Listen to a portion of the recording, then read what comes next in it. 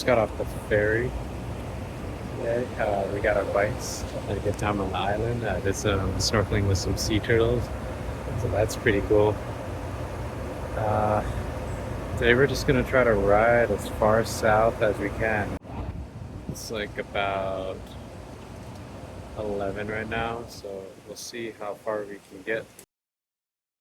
Today would see us leave the town of Donggang and head south, hugging along the coast along Highway 1 for about 50 miles before hitting the tourist and beach town of Kenting.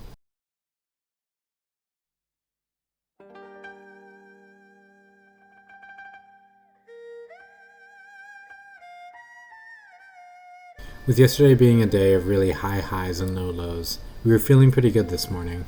We were ready for the rest of the adventure in front of us, knowing that it wouldn't be a lot like what our past couple days were. We were heading into the more rural part of Taiwan, and with that we were very excited. With the mountains in the distance and the heat still persistent, we continued on further south.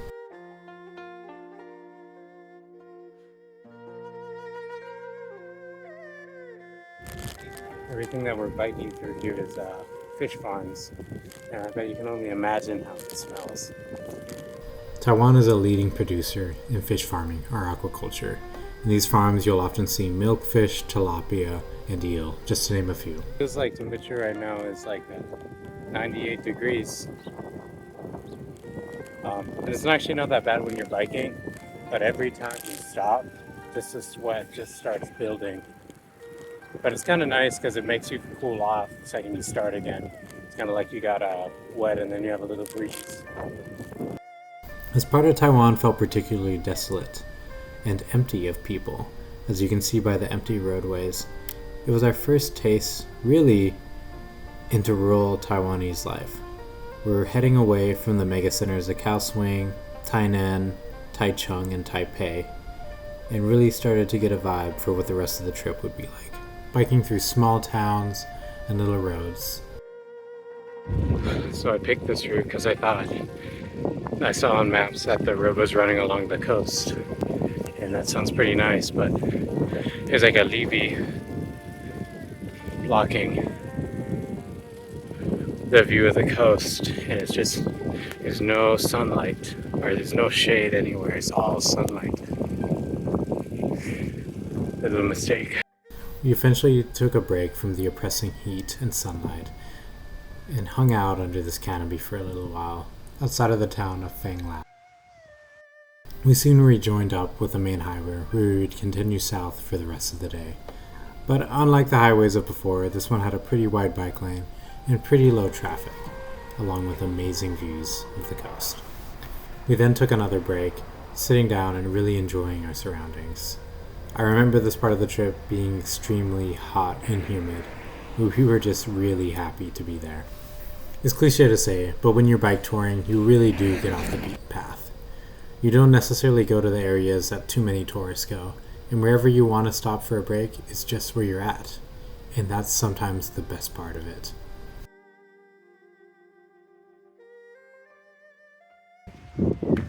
So we're about like 1 hour about out of Kenting, and it's still pretty hot out, but for the past like 20 or so miles we've been on Highway 1, and it's just been it's been beautiful. We've been along the coast the whole time. Smooth surfaces. It's getting a little bit hillier, but the bike lane is wide and the traffic isn't too bad. I'm probably gonna make it to Kenting tonight, I think, but we'll see. We then headed south for the final leg of our journey. We passed by a weird amount of mini golf courses and go-kart racing, but I guess that's how you know you're in a tourist town. And before we knew it, we were on the beautiful beaches of Kenting along the south coast.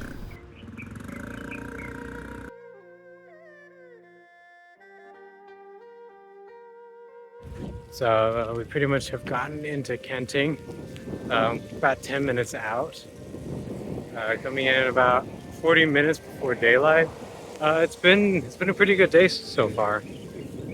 It'll probably end a pretty good day. I think tomorrow we're gonna take a rest day.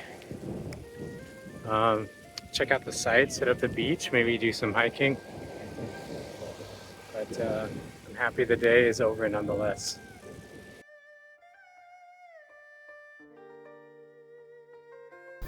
We found a hotel with relative ease in this tourist town, and soon checked out the night market for the day, enjoying tasty food such as fried mushrooms and celebrating as we finished the whole west coast. Today was the first true rest day of the trip. We stopped by some local parks, enjoying the jungle and natural rock formations surrounding the beach. Looked and awed at some of the mountain tops.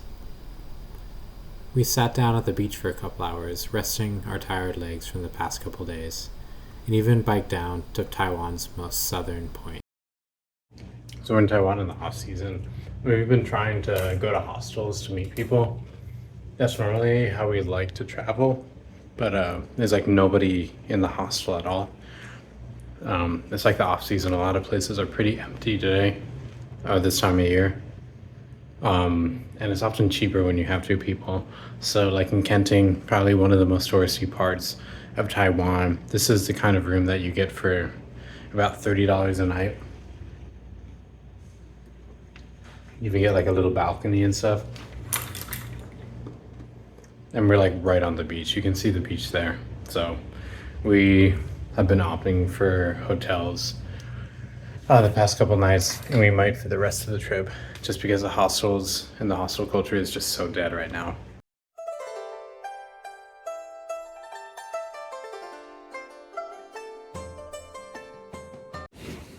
A morning from Kenting.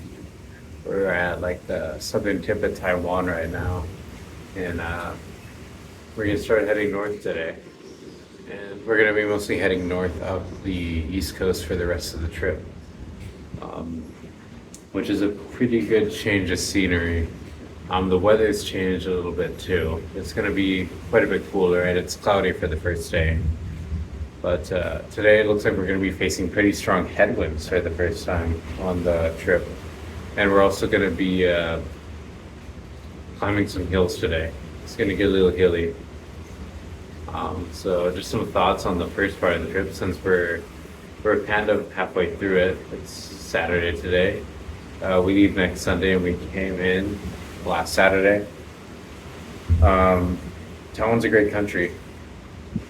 We've gone down the west coast for the big portion of it. The people are very polite and nice here. There's not a lot of English spoken here at all, even in the touristy parts. Google Translate was a godsend, just being able to take a photo of like menus of anything and having it translate over to English has been really helpful, and the people have been more than happy to help us out. The Taiwanese people are pretty shy. Not a lot are really acknowledge us. And the ones that do seem to stare at us when we pass them, maybe just because how ridiculous we look on our bikes. We knew we needed to cross a peninsula today, but there were 3 distinct ways to get there, and we didn't know where to go depending on the wind. This was our first choice, heading through mostly mountainous and beautiful looking roads. Our second choice was backtracking a little bit and heading through another smaller road. And our third and final choice would be going up to this town of Shizi and then traveling over on the highway up to Daewoo. Seems like there was a good time here last night. We know because we heard them. We heard that the winds were bad from forecasts and from our hotel room this morning, but we didn't really understand the extent of it. Gusts were 30 to 40 miles an hour as headwinds today, and we were concerned if we were even going to make it out of the west coast.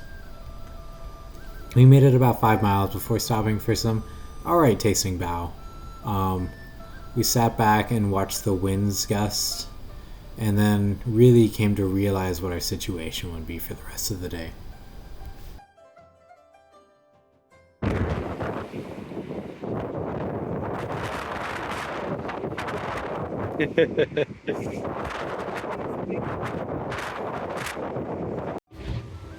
So we've stopped at 7-Eleven to discuss what our options are. The winds are insane, and I think with the current pace we're going, we're not going to be able to make it to Darien tonight. The wind is going to be worse even tomorrow, but it looks like the winds might die down as we bike a little bit more north. So we're gonna go to the town of Chacheng and see how bad the winds are, and then we'll make our decision whether if we go up the coast back to like Fengshan and take the train over, or if we're able to actually cross the peninsula. So, with that being said, our first option was out of the picture.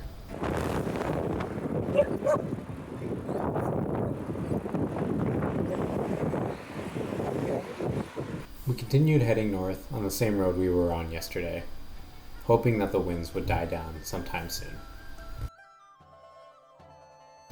We soon cut off the highway to analyze our second option cutting through the peninsula. Here, we stopped off by a nearby temple to discuss what our options look like.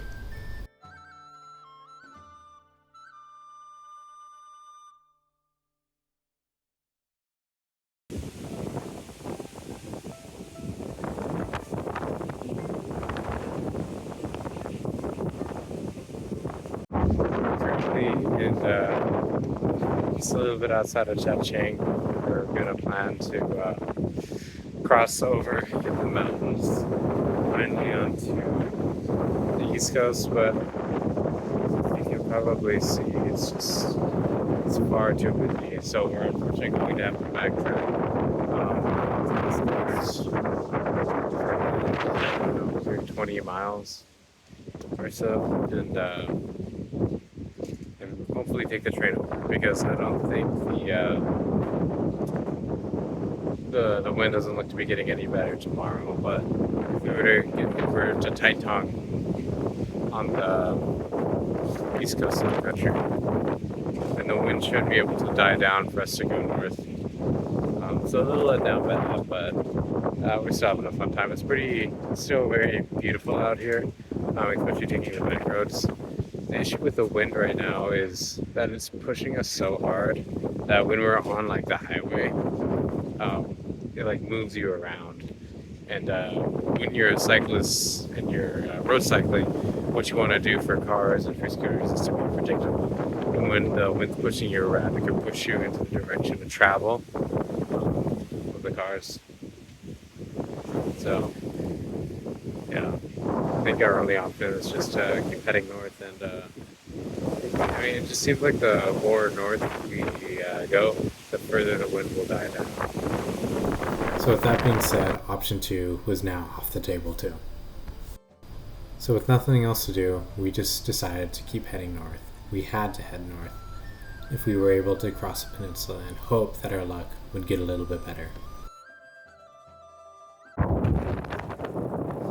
So the headwinds have died down a little bit, and we're going to try to cross over into Darren here over at the town of Shizi. We're going to see how far we can get and if we can make it. If it's too hard, we're going to turn around.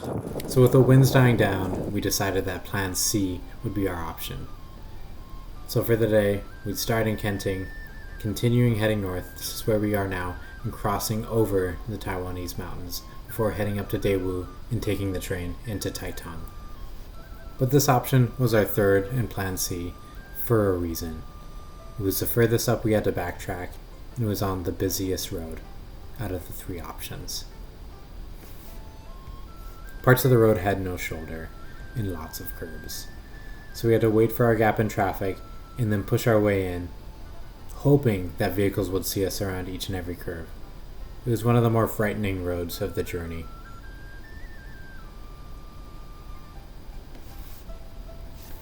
But with the wind somewhat dying down, we still had some gusts here and there. We were happy to be making progress.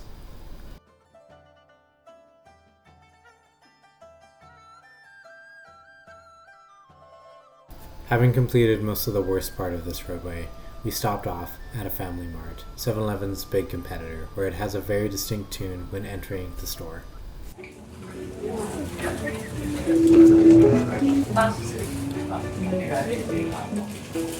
We continued heading over the mountains, knowing that we would probably cross over at this point. I wanted to talk a little bit about the gutters in Taiwan though. As you can see to the right, they protrude in a couple feet down, and as a cyclist, in case of emergency, you're left with the choice of either going into oncoming traffic or falling down into that gutter. But before I could think about that for too long, we headed off the main highway onto a rural country road, which would take us over the crest of the Taiwanese mountains.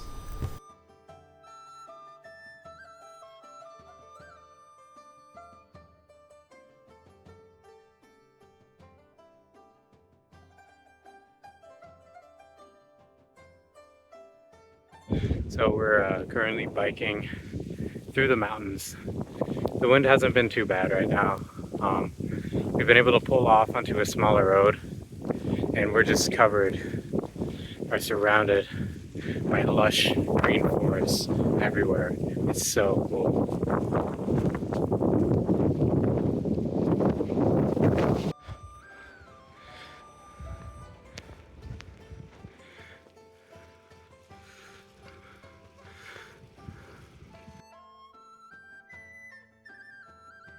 We made it to the top. Top. I do think that one of the greatest joys of life is reaping your benefits. And crossing over mountaintops, especially on hard days like today, are some of the best feelings in life, coasting down before we would finally set our eyes on Taiwan's east coast.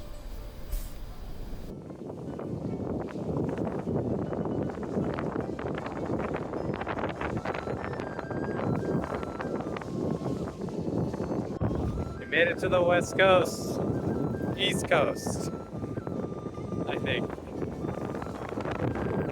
It's still really windy. We felt great, but our work for the day wasn't completely done. We still had to bike about 5 to 10 miles up the east coast, but that didn't really matter. We were feeling good and the hardest part of the journey was over. We soon arrived at the eerily old and abandoned looking train station of Daewoo. It was under renovation and not a lot of people really used it. We waited a couple hours and then finally cut a night train into Taitung. We arrived in Taitung later that night to, you guessed it, another night market. But this one was pretty fun. It had a little bit of a emo taste to it.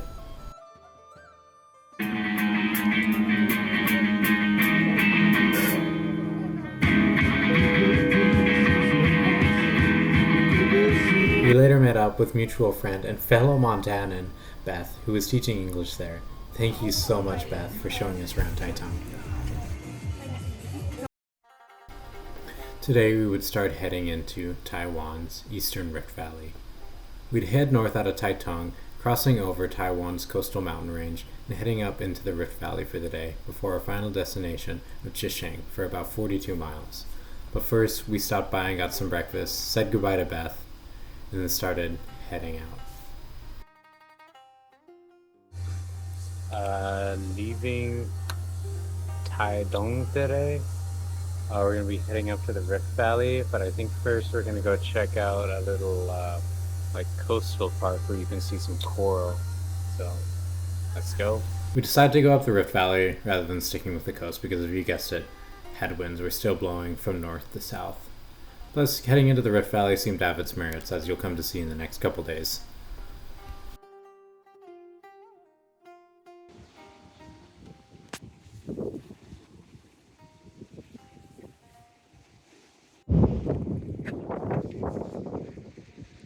Beach is cool. Now into the mountains. Leaving the coral park, we started to head inland, onto some smaller and quieter roads, with mountains surrounding us and lush green forests. We took a couple wrong turns and ended up some roads or paths that were a little bit steeper than anticipated, but it was hard to be angry when your surrounding sights look like this.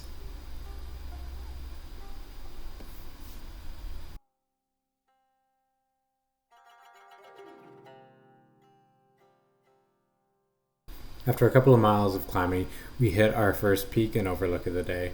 Looking over the city of Taitung, we said goodbye to the ocean and then started looking inland into the Rift Valley.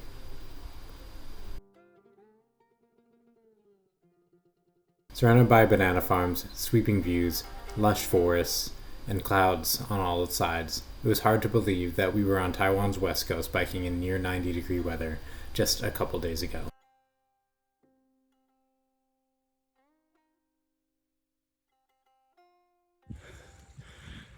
So we're biking here right now.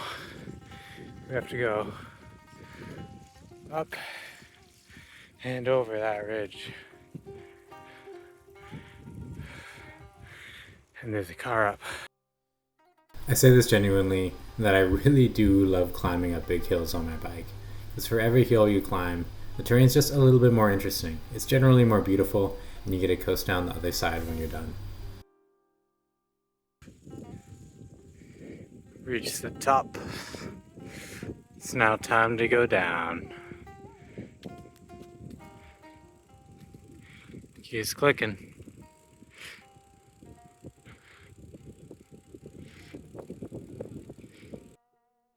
Pedaling down the side of the mountain, we quickly realized that it was around 2 o'clock. We hadn't brought any snacks, and we hadn't had any food really since breakfast that day. We pedaled a little bit faster to the valley where we could find something to eat.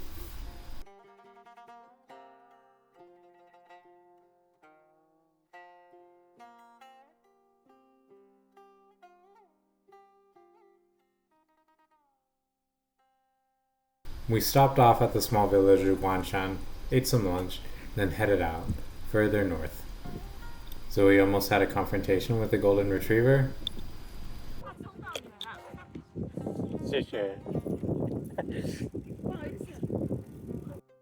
But jokes aside, stray dogs were a little bit of a concern for us riding through here, and luckily we haven't had any bad encounters yet.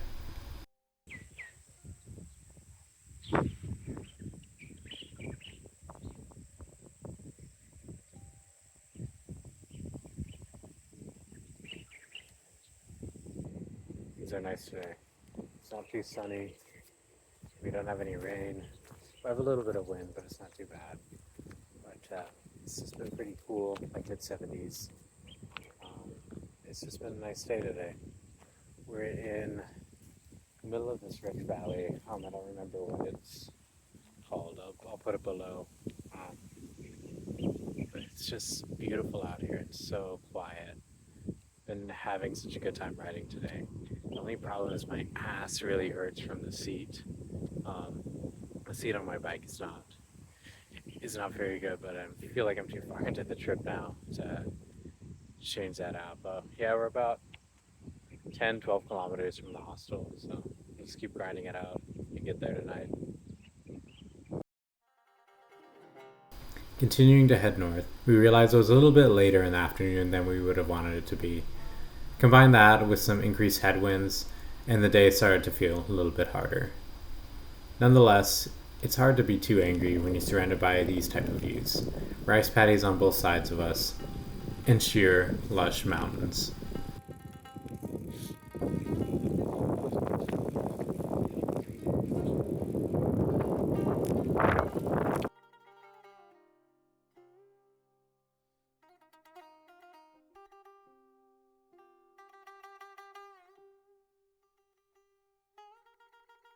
So we've arrived at the boulevard of Mr. Brown.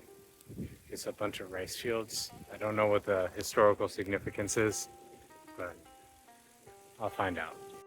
We soon reached our hotel, which was right next to the fields, and got some good rest. Good morning. From the Mr. Brown rice fields.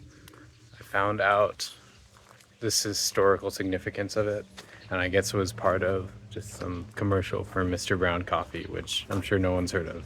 I'll play a snippet of the video here.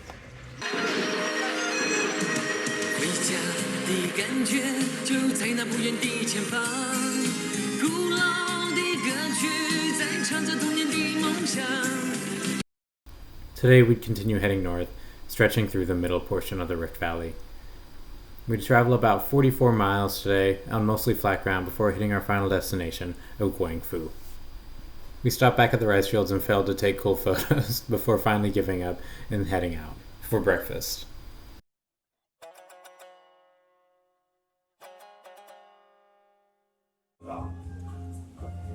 We stopped by for breakfast, which seemed to be a pretty popular breakfast spot in the area. It seemed to be an extension of a soy farm because what we had for breakfast was just soy and a bunch of different oils. We had like soy syrup, tofu, and soy milk. Filled up with soy, we continued to head north into the valley, surrounded once again by lush and seemingly never-ending rice paddies. No median this time. Yeah, that's nice. And they're playing a little show right there.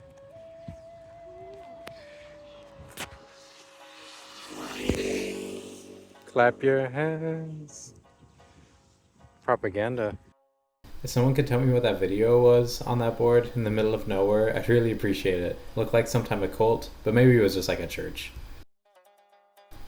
Here's a shot for all the foamers out there.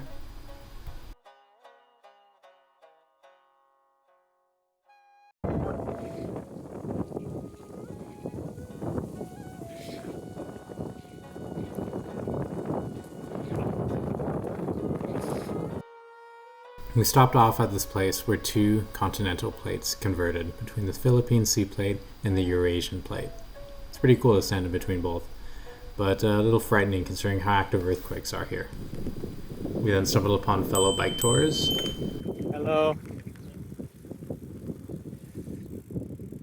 I then caved and was really craving Western food. This is their interpretation of it. I mean, look at it. It still hit the spot, even if the bread did taste like an old foam mattress. We honestly thought most of today was flat, so we were caught a little bit off guard when we had to climb over this, I would say larger than a hill, a mountain, and then later some construction. Yeah, it wasn't too bad, but it was a little bit surprising for when you're expecting the whole day to be flat.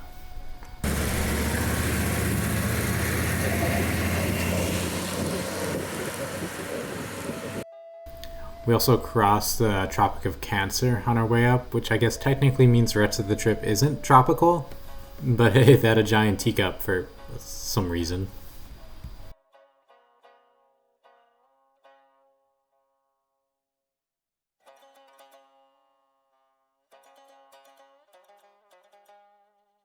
We're in this part of the valley, and it's they are growing all kinds of things like corn, pumpkin. I've seen squash. Looks like a lot of apple trees. To my right, there's like a banana tree, but there's also just the smell of jasmine everywhere, and it makes the ride so much nicer when the air smells so nice.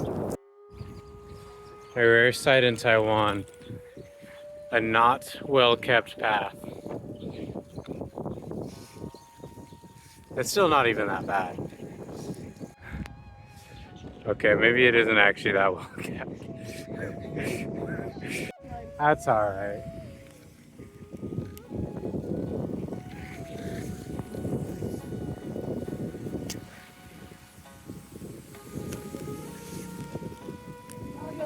Hello! After hitting a couple U-turns in some wrong ways, we were fast approaching our final destination of the day of Guanfu, crossing over a couple rivers, which are all really low at this time of the year, and also just super wide. We'd cross over maybe 4 or 5 of these type of rivers each day.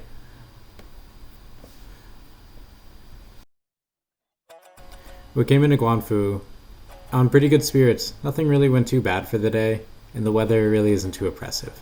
So we checked into our accommodation, got something to eat, and called it a night.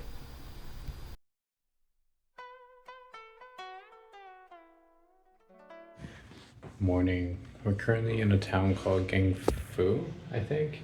And the big attraction here is there's like an old Japanese style sugar factory. There were bikes outside. And we stayed tonight like in a Japanese style hotel. You can see we were sleeping on the mats, so that was pretty cool. Still, things are pretty cheap on the weekdays, like about half the price is what they are on the weekends. But today it's a little rainy out and a little cool, so I mean, we're not strangers to biking in the rain. We'll be used to it, but it's good to have like a little change in the weather. I got soup, noodles, salad, egg, and Salad. more vegetables. And I got pizza, egg, sweet potato hash brown, fruit salad, jelly, and sausage. Today would be our final day in the valley. We leave Guanfu in the morning and then continue to head north taking a couple detours before skirting the outsides of Halian and reaching our final destination of the day of Taroko, just outside of the Taroko Gorge. It was cool and rainy today, which as Portlanders, we're pretty used to biking in the rain, and it made everything feel just that much more lush and green.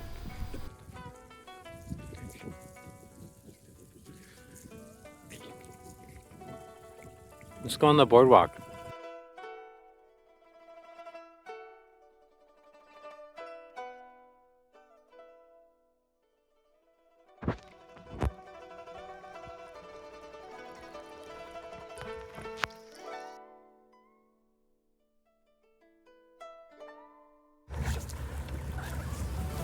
It appears to be raining hard enough now. We have to get our secret weapons, the ponchos. We continued our way north, looking like an advertisement for the Michelin Man. But the rain soon died down and we were able to take our ponchos off. With a little bit of a break in the rain, we took a little bit of a detour into the mountains to see what kind of beauty it had to offer. We soon were going up smaller roads, and they got steeper and a little bit less improved.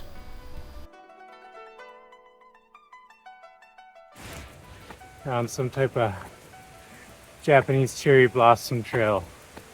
I don't see any Japanese cherry blossoms, but it is steep and it is pretty.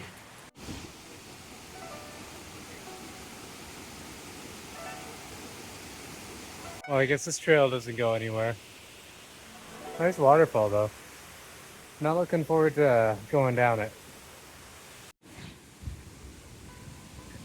Well, this is pretty at least. Super slippery though.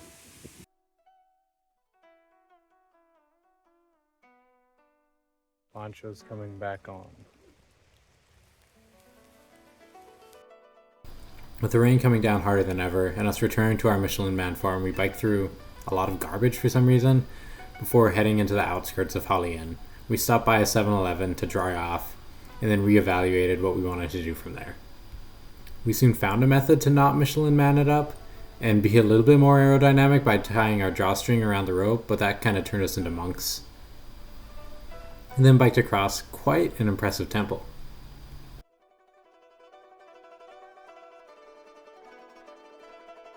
Quickly approaching our final destination of the day of Taroko, we stumbled upon a couple of graveyards, which reminded me a lot of how Latin America did it. Big grand tombs and very decorative. With the rain dying down a little bit, we came to appreciate the natural beauty around us a little bit more, and we were a little bit intimidated, knowing that these mountains were going to be the ones we were going to venture into tomorrow. We stopped off at a mochi bakery, which I guess is pretty popular in this part of Taiwan, and got a custard apple, which I'd highly recommend if you're in the area. We then entered the town of Taroko, checked into our hotel, and then ate some dinner for the night, indigenous Taiwanese cuisine, preparing ourselves for the risky and potentially most dangerous day of the trip, biking into the Taroko Gorge.